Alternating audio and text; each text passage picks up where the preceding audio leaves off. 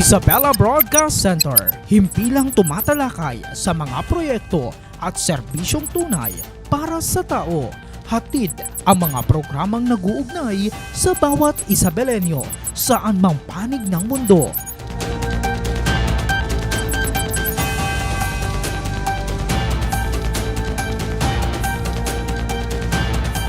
Delivering in-depth, trustworthy, and objective news. Dito ka, konektado. Magandang hapon mga ka-Isabelenyo, muli sumasayang papawid ang pinakabago na namang episode ng ating programang Isabela Connect ka dito at syempre kasama nyo pa rin ang resident broadcaster ng Pamalang Palalawigan ng Isabela, ang inyo pong lingkod, Ezekiel Kilang. Nitong mga nakaraang araw nga maugong ang usap-usapan sa social media at balita tungkol ho sa tinatawag na Nipah virus. May mga natatakot, may mga nag-aalala at marami ho ang nagtatanong. Ang ilan ho sa kanila, dapat na nga ba daw tayong magpanik? Ngayong hapon, hindi ho tayo magpapadala ho sa takot. Haharapin ho natin ang katotohanan. Sabi nga ho ng World Health Organization o WHO, bagamat may mga kaso ho sa ibang bansa gaya ho ng India, ang panganib ho o risk sa global level ay nanatili hong mababa. Gayunpaman, mas mabuti ho ng may alam. Kaya naman, kasama ho natin ang mga eksperto para sagutin ang inyong mga katanungan at syempre welcome ho natin sila dito ho sa atin hong Isabela Broadcast Center. Kasama ho natin sila Dr. Jerome Cesar Angobong at syempre ang Medical Officer 3 ho natin, Dr. Bea Briones, isang pulmonologist mula naman ho sa GFND Memorial Hospital, and of course si Miss Arlene Martinez, ang ating Hepo 3 diyan pa rin ho sa may Isabela Provincial Health Office. So magandang hapon po sa inyo, Dr. Jerome, no? Welcome back sa Isabela Broadcast Center. Ayan, isang malusog at ligtas na hapon po sa ating lahat. Dr. Jerome Angobong po from the Provincial Health Office ang inyong lingkod. Wow, at syempre ang ating hong pulmonologist, no? Dr. Bea, welcome ho sa Isabela Broadcast Center. Hello, magandang hapon po sa inyong lahat. Ako po si Dr. Bea Briones, isang internist and pulmonologist po sa GFND Memorial Hospital. At syempre, si Ma'am Arlene Martinez is in the house.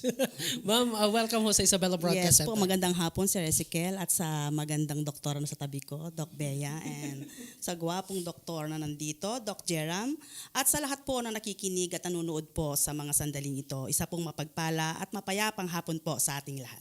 Mukhang tinamaan ho tayo dahil sa pabago-bago ho kasi mga doc and ma'am, yung weather condition ho natin maging ho ako ay mukhang tinamaan na rin ho ng sipon. But anyway, hindi naman ho ibig sabihin may sipon, baka Nipah virus. Ayun, hindi naman ho ganun. Pero ito ho yung pag-uusapan ho natin. Dumako na ho tayo kaagad para mapaliwanagan ho mga doc, no? And ma'am sir, yung ating mga kababayan, simulan ho natin sa basic, kumbaga. Ano ba ho itong tinatawag ho nating Nipah virus na binabantayan ho ng iba't ibang bansa? Particular, no? Lagana po dyan sa may bansang India. Doc Jerome. Ayan, ang Nipah virus or Henipah virus ay isang zoonotic disease. Ibig sabihin ay nakukuha natin sa mga hayop tulad ng fruit bats, mga baboy o kaya ng horses natin. Oh, nako. Pero bilang isang pulmonologist naman, Doc, anyway, salamat, no, Doc Jerome. Ano naman ho yung mga unang senyales o sintomas ho ng Nipah virus? Kasi may mga nagsasabi na parang kalintulad ho ng COVID-19. Pero ano ho ba ito? Okay, siguro magsimula muna tayo dun sa kung ano yung incubation period. Opo. Okay. I-define lang natin yung incubation period para sa mga manonood natin. Ang incubation period, ito yung kung kailan nagsimulang makuha ng isang tao yung virus hanggang sa magkaroon siya ng simptomas. Mukhang yun yung question mo is yung senyales, yung simptomas ng Nipah virus. Oo, halos pareho lang sila ng COVID-19. So, ito yung mga simptomas gaya ng lagnat, mga respiratory symptoms, nandyan yung ubo, hingal, nandyan din yung masakit yung kasukasuan, pwedeng pumunta sa ulo, mag-headache siya. Ang worst niyan, pagka nagkaroon na ng inflammation yung brain, so encephalitis, pwedeng mag-seizure. Oh. Ang mas worse ay yung nagtutulog-tulog na yung pasyente and then eventually comatose na yung pasyente. Oo. Kasi yung mga symptoms ho na yan, no, mga sir and ma'am, parang sabi nga ho nila, yung mga kababayan na, basic naman yung mga ganyan, na ano yan, pwedeng gamutin na lang sa loob, sa bahay. Pero yung mga nabanggit ho yung sintomas, para lang ma-identify ho natin whether ito na ba talaga yung virus ho na ito. Kapag ba virus na yung nasa loob ho ng katawan ng tao, gaano ba kabilis lumala yung sintomas ho na ito? Kasi may mga usually lagnat na hindi naman ganun kabilis na to the extent na as in mataas yung lagnat. So kapag ba sinasabi nating virus, gaano ba kabilis lumala yung mga sintomas ho nito? Ang sabi nila 24 to 48 hours daw. Pero sa aking pagre-research, depende yan sa viral load na nakuha. Ang pinag-uusapan natin Nipah virus Opo. hindi yung mga pangkaraniwang flu lang. Ang pinag-uusapan natin Nipah virus. So sabi nila 24 to 48 hours. Pero para sa akin, depende din kasi yun eh. Oo. Maraming factor din yan. Una, mababang resistensya ng pasyente. Kung mababang resistensya ng pasyente, mas mabilis yun na mag-progress kumpara sa mas mataas ang resistensya. Oo. Pangalawang factor ay yung viral load. Baka konti lang yung nakuha niyang virus, so mas konti lang din yung simptomas. Compared sa ang dami niyang nakuhang viral load, mas mabilis yung pag-progress or pag-deteriorate ng pasyente. At least no na ano natin no, na distinguish ho natin kung ito ba'y talagang yung virus na pinag-uusapan natin or yung usually lang na day-to-day na na-encounter ho natin.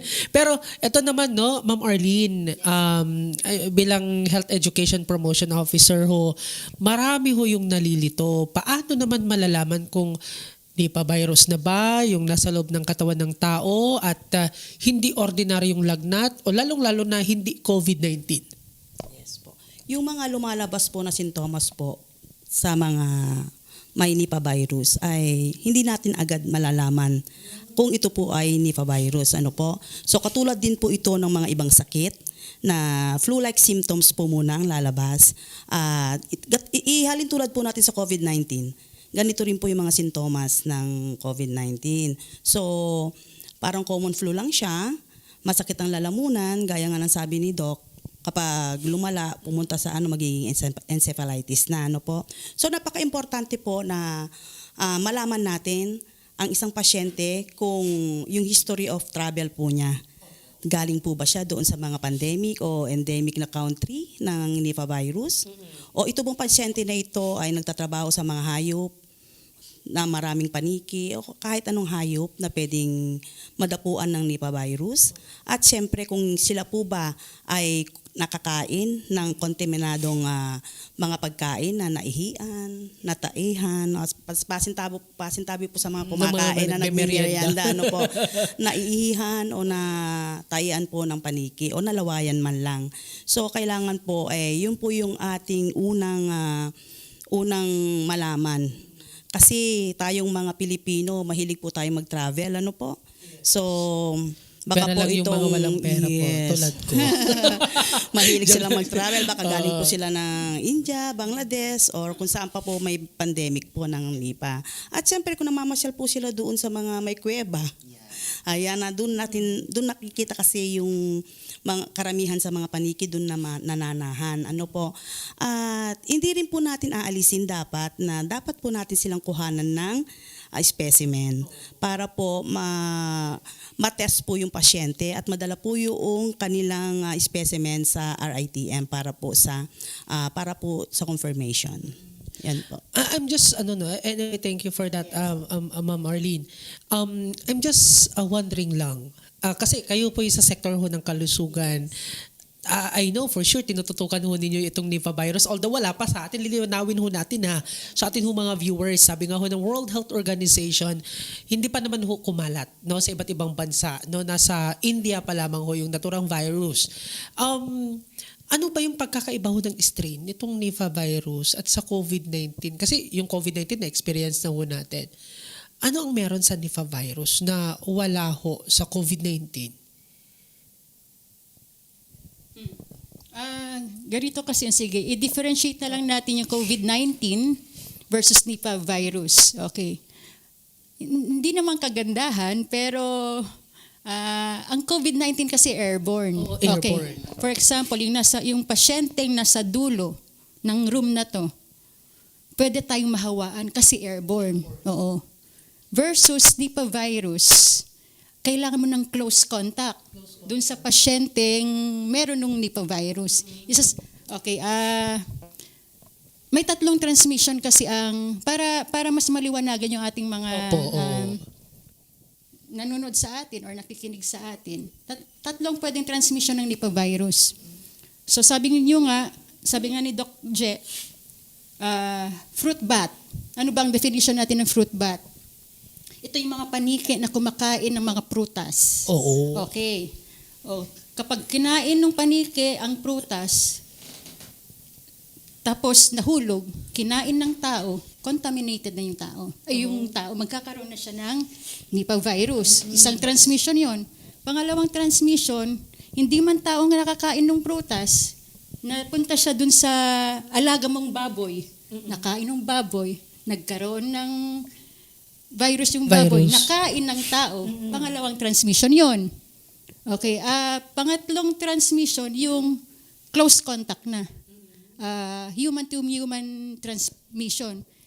Rare siya, sabi ng eksperto, pero kung meron kang, for example, yung cellphone mo, iniwan mo dyan, may dumaan na siguro kaibigan ba sa tao na may Nipah virus na hawakan niya, hindi siya naghugas ng kamay.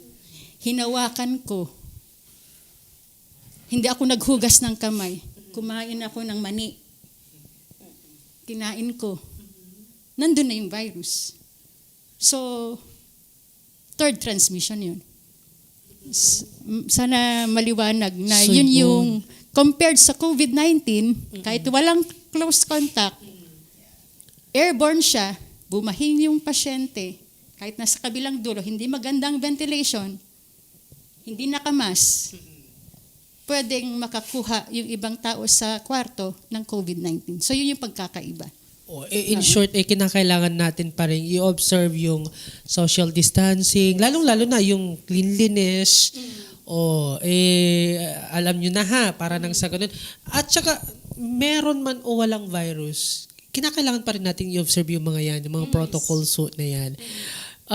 Ano po yung mga test naman, no, mga doc, ang yung kailangan hong gawin para makumpirma ho na virus na talaga ito, yung kumapit sa isang tao? Lalong-lalo na kapag ito ay Nipah virus. Same din ho ba na test na ginawa ng COVID-19, Dr. Gerald? Para sa Nipah virus, meron tayong mga RT-PCR. Yun na nasabi nga kanina ni Ma'am Arlene, na kukuhanin yung mga samples natin na ipapadala sa RITM para for confirmation ng test. Same pa rin. So, I believe naman, kayong mga doktor, nag-uusap-usap naman ho kayo, no? Kung ano yung pinag-uusapan internationally, nalalaman ho dito sa atin hong lokal, kumbaga. Nabanggit na ho ninyo kanina yung mga pwedeng mahawaan. May mga pwede pa ba kayang mga or prone o high risk na mahawa dito ho sa tinatawag ho nating Nipah virus na ito? Okay. Gaya ng sinabi kong nung nauna, sino yung at risk? Yung mga biyaherong pumupunta sa mga lugar, mga bansa na may outbreak ng Nipah virus. So number 1 yun. Pangalawa, yun nga, yung sinabi ko, yung resistensya. Oo. Yung mga mababang resistensya, gaya ng mga pasyenteng or taong, sorry. So how doon po sa mga doc, sa may yung comorbidity na tinatawag natin? Yun. Yung mga mabababang resistensya na may comorbidity. So sino ba yung mga may mabababang resistensya? Ito yung mga may mga sakit. Uncontrolled diabetes, cancer patients, transplant patients, patients on dialysis, ano pa ba, HIV/AIDS patients. Kasama na din siya yung mga matatanda. Oo. Mga senior bata, citizen. mga O, sample. mga pediatric patients kasama din doon. And yung viral load nga na sinasabi ko kanila. Mas mataas yung viral load na nakuha, mas at risk sila to mortality and morbidity and mortality yung pagkamatay. Ang ano ngayon dito, ang tanong ho ng karamihan, siguro yung iba nagiging may gamot naman yun eh, may bakuna din naman yan kahit papasok dito. Pero sana wag naman, knock on wood. No, wala tayong wood dito. Ang tanong, ang Nipah virus ba, may na-discover na ho bang gamot or like mga vaccine?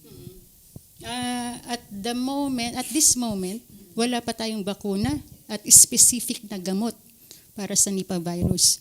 So, kung magkakaroon, yung mga nasa India, ang management nila doon is supportive management lang. Kung may lagnat, gagamutin nila yung lagnat, may secondary infection, gagamutin nila yung secondary infection. Pero yung specific for the Nipah virus talaga wala pang nadidiscover. Sana ang mga scientists natin ay makadiscover na ng vaccine at ng gamot para sa Nipah virus. So, it is just supportive care, kumbaga. At syempre, palakasin na lang yung ating immune system, no? Yes. Ang tanong, may mga bumibili, nagtitake pa ba ngayon ng vitamins?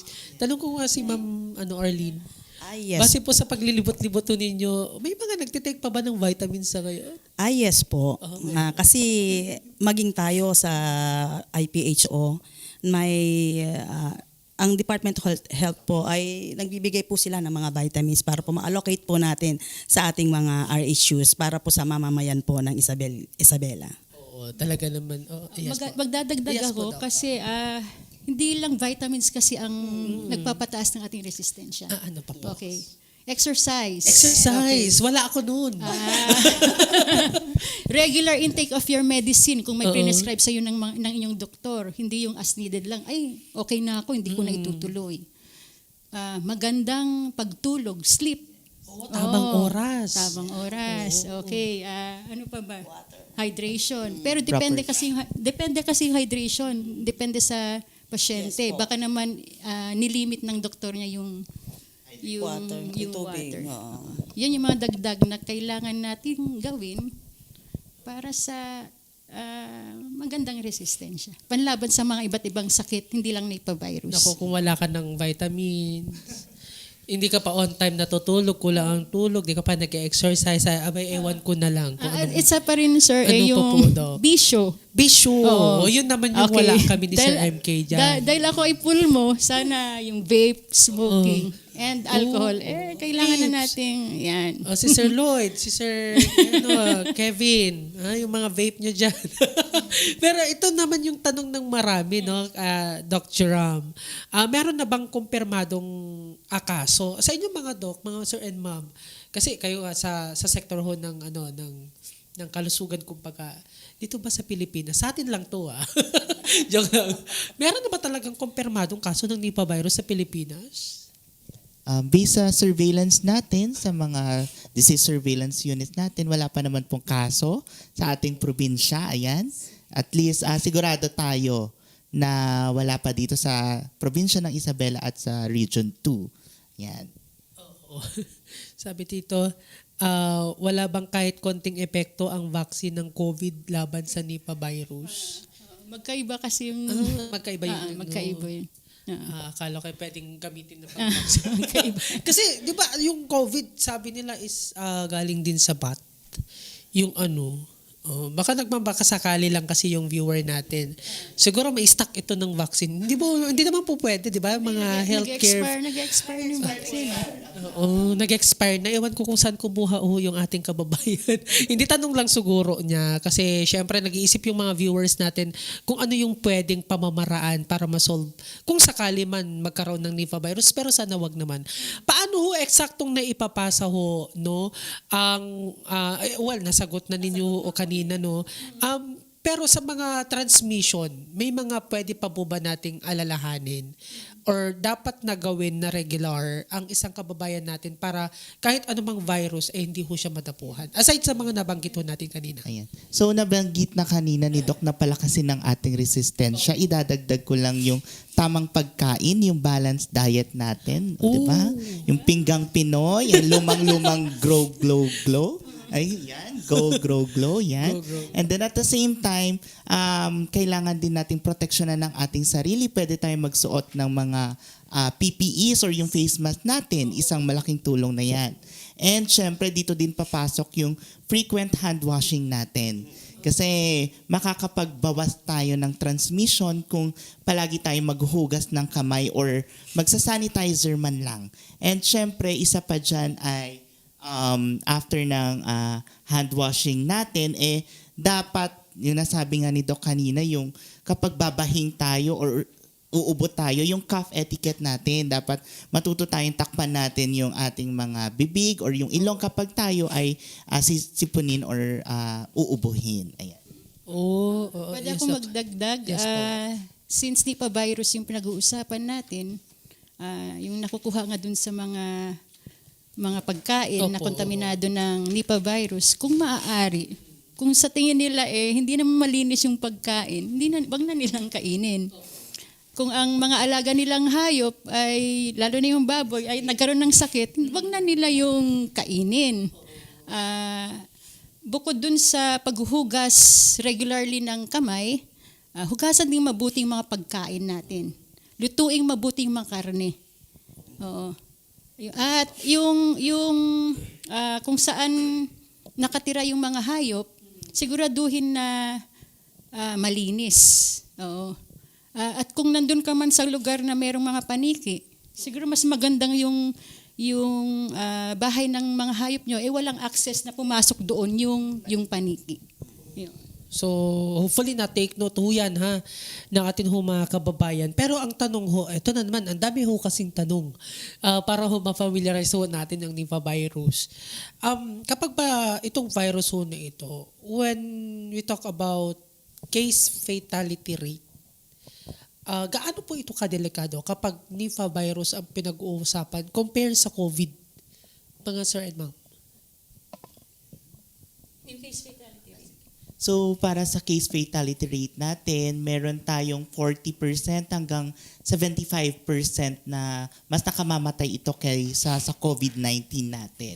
Pero hindi naman ito kasing bilis kumalat, kagaya nga ng na-discuss kanina ni Doc Bea, kasi kailangan mo pa ng iba't ibang modes of transmission ng kagaya ng nabanggit.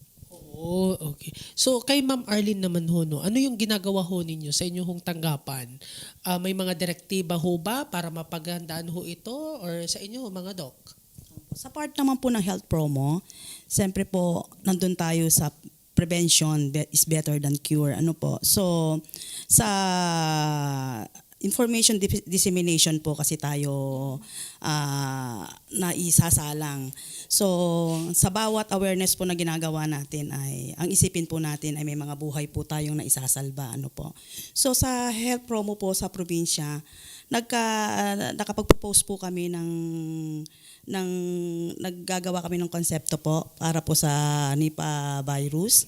At ito po ay i-coordinate po namin sa Provincial Information Office para sila naman po yung gagawa po ng layout para po ito po yung gagamitin natin na isang strategy para po maikalat ito at nang malaman po ng ating mga kapwa Isabelenyo ang tungkol po sa Nipah virus, kung paano po ito iwasan at kung paano po matreat.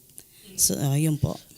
Again ha, so mga late tuner ho natin, mga late viewers ho natin, wala pa hong Nipah virus sa Pilipinas. Para pinag-uusapan lang ho namin para nang sa ganun mapaghandaan ho natin just in case. Para hindi ho tayo mabulaga like sa COVID-19. So wala pa man hong Nipah virus sa bansang Pilipinas. Nandyan na yung preparation ho sa IPHO ho Yes natin. po. Opo, Wow, ganun naman tayo ka-active. So sana lahat ng mga ganitong promotional mga materials ho natin no regarding Nipah virus ay basahin no ng ating Opo, mga yun nga po. At oo. May idadagdag Yes po, lang Doc. ako. Kasi yung sinabi ko kanina, ang incubation period ay 4 to 14 days. Pero pwedeng umabot ng 45 days. So ang ahensya ng gobyerno ng Pilipinas, ang pagkakaalam ko ay naglagay na ng mga thermal scanner sa airport kasi tinitingnan na nila kung sino yung mga dumating galing sa mga international flights. Kung Ilan sino po ba yung di ba mayroong mga certain na kung gaano ka yung body temperature Yes, kataas? yan yung mga nasa Mga airports ilan tao? ngayon. Mga 37? 37.5 degrees Celsius daw ang nadedetect na nung thermal scanner. Meron na rin yung ibinalik na ulit yung kailangan mag-register sa e-travel portal para sa health declaration. Yes po. 72 hours bago ka dumating ng Pilipinas. Oo. So, dun sa 4 to 14 days, up to 45 days na pwedeng incubation period, syempre itatanong ninyo, paano kung nakakain siya ng meat na may virus, tapos bigla siyang pumunta ng bansa? Syempre, hindi yun madedetect Oo. wala pa Oo. yung simptomas niya. Wala pa. Okay. So, kaya tinanggap ko itong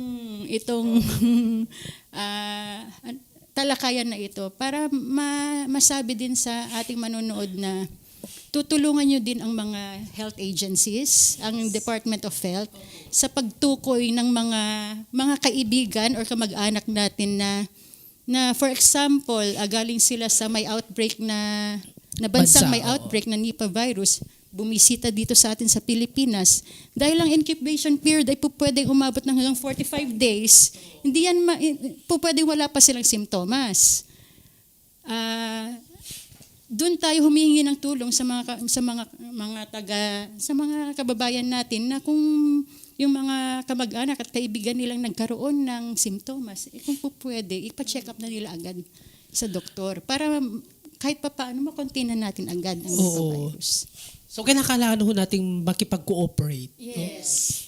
Kung may mga ganun na ho mga measures na ipinapatupad, safety measures or whatsoever sa mga paliparan o kung saan pa man, sana sumunod na ho tayo kasi minsan di ba? Matitigas ho ang ulo, ha? O wag na ho tayo mag-mention ng mga pangalan, ha? Para ho tayo makaligtas ho diyan. Ay wag ho kanon. Anyway, mga dok, no, yung sa ang Nipah virus ba, like COVID din na merong symptomatic and asymptomatic?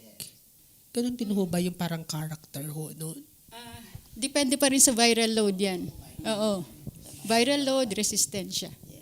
Oh, okay. So sana no yes po may Doon papasok yung proper hygiene talaga. proper hygiene talaga. Oo, hand washing, Precaution na, yung standard yung paglinis precaution. ng pagkain, hindi kontaminado dapat, pati yung inumin dapat hindi kontaminado. Oo.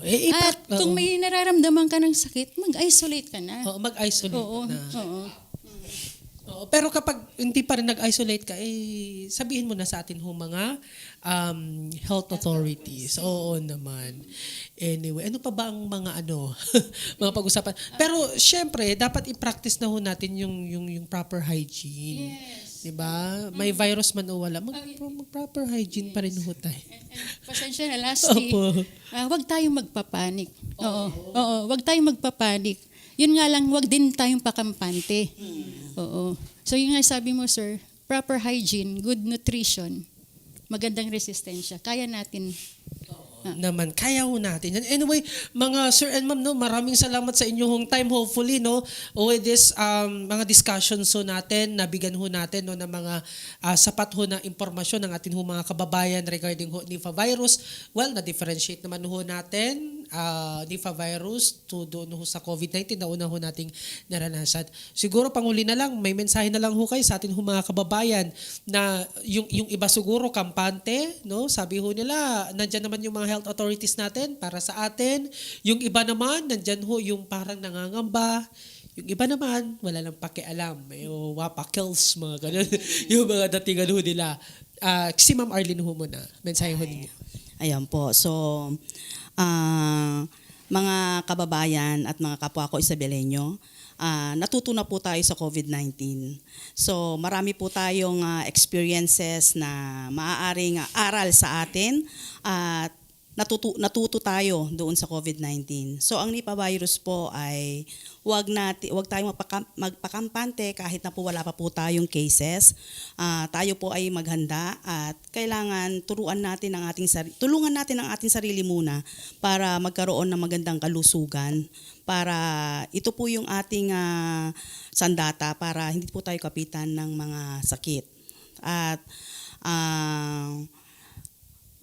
hinihiling ko rin po na wag po tayong matakot at wag din po tayong maging sanhi ng matakot po yung ating mga kapitbahay o ating mga kabarangay dahil sa paniniwala po sa mga social media. Wag po tayong maniwala sa mga hindi po totoong mga balita tungkol po sa Nipah virus. Kailangan po natin itong i-check, i-verify kung totoo po ito. Dahil minsan nagkokos po ito ng panic po sa ating community. So kailangan po makinig lamang po tayo sa mga reliable sources. Ang ating DILG, nandyan po ang ating Department of Health at siyempre po ang Provincial Government of Isabela through Provincial Information Office po. At kung kayo po ay nakakaramdam po ng sintomas, wag na po ninyong patagalin po ito. Mag-isolate po kayo and at the same time po, magpa-check up na rin po tayo. Yun lamang po at sana po meron po kayong napulot na aral ngayong araw na ito. Maraming salamat po. Oo, maraming salamat Ma'am Arlene. May tanong ho dito pero ang Nipah virus ho kasi tulad ng nasabi ho nila Doc ko kanina, hindi po siya airborne. Pero just to address lang ho yung tanong, sabi ho dito ng ating viewer, ask ko lamang po mga Doc, kung makukuha din po ba sa amoy ng, pasensya sa mga nag-merienda, kung makukuha din po ba sa amoy ng dumi ng paniki yung Nipah virus? Amoy naman po siya, amoy. Amoy lang ba? Amoy. Pag nakontamina. Oo. Oo. Kung amoy. Kung amoy lang. Kung amoy lang hindi. Oo. Pero kung nakain, napunta sa baboy. Or nalaglag yung dumi. Nalaglag yung dumi, napunta sa pagkain. sa apple. Hindi mo hinugasan yung apple. Kinain mo. Doon siya makakuha ng virus. Oh, makakahinga ka na kaibigan. Hindi mo. Anyway, so at least nasagot. Siguro, Doc Jerome, mensahe ho ninyo sa ating mga kababayan or may mga naisuha kayong idagdag po? Ayan, gusto ko lang po i-remind ang ating mga kababayan since February is Oral Health Month and ating Heart Araw Month. ng mga puso. Araw ng mga puso, Heart Month. So, syempre ating ingatan ng ating mga ngipin at ang ating mga puso. Diba? Nabanggit nga kanina ni Doc Bea na ating palakasin ang resistensya para sama-sama po tayong may healthy heart at sama-sama po tayo patungo sa isang healthy Isabela. Ingatan ho ninyo yung mga puso ho ninyo ha. Pero dapat ho araw-araw, hindi lamang ho dapat sa buwan ho ng Pebrero. Dapat araw-araw ho yan. Kay Doc Bea naman ho, mensahe ho ninyo sa ating mga kababayan, Doc. Mukhang nasabi ko na lahat. lagi kita atang ini-interrupt, Sir Ezekiel. Hindi, it's okay po. Yan, mukhang nasabi ko na lahat. Message nyo na lang ho sa ating Maraming salamat lang for this opportunity na ma-share ko yung aking knowledge when it comes to Nipah virus. And nice to meet you, Sir nice Ezekiel. Anyway, sige, maraming salamat. Again ha, i-take note ho ninyo kung kayo man ho, late tuners ho kayo o late ho kayong nanood, visit lamang din ho ninyo ang YouTube channel din ho ng Isabela PIO. Then nandyan din ho yung ating episode at balikan ho ninyo yung Facebook page ho ng Isabela PIO. Maraming salamat. Baka meron ho kayong naisong batiin, lalong-lalo na buwan ho ngayon ng February. Opo. Yes po mga maman sir. Ay, yung mga iniirog ho ninyo, wala ho ba? Shout out lang po sa Integrated Provincial Health Office. Hello sa inyo at syempre sa mga taga-Gamu. Ayan na rin. Oo, mga shy type po, mga natin, mga bisita natin.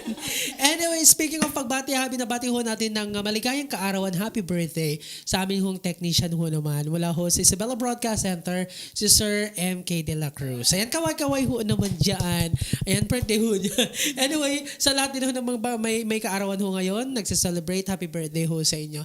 Again, maraming salamat mga sir, mga ma'am, mga doctors ho natin. Maraming salamat ho sa paglilinaw at syempre, pagpapaliwanag mula ko kila Dr. Jeram, Dr. Bea at Ma'am Arlene.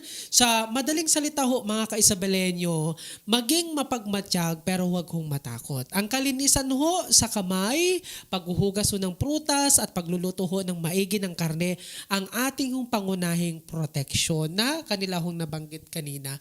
Tandaan ho natin, ang impormasyon ay panlaban ho yan sa takot. Maraming ho salamat sa mga tumutok din sa ating hong episode ngayong hapon ho na ito.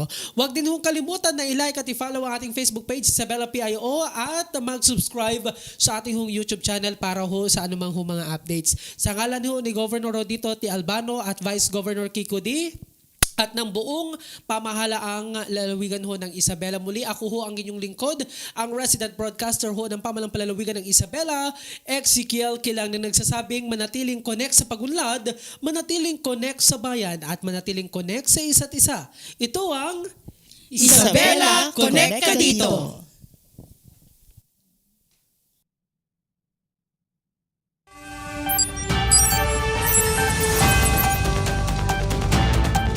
Isabela Broadcast Center, himpilang tumatalakay sa mga proyekto at serbisyong tunay para sa tao. Hatid ang mga programang nag-uugnay sa bawat Isabelenyo saan mang panig ng mundo.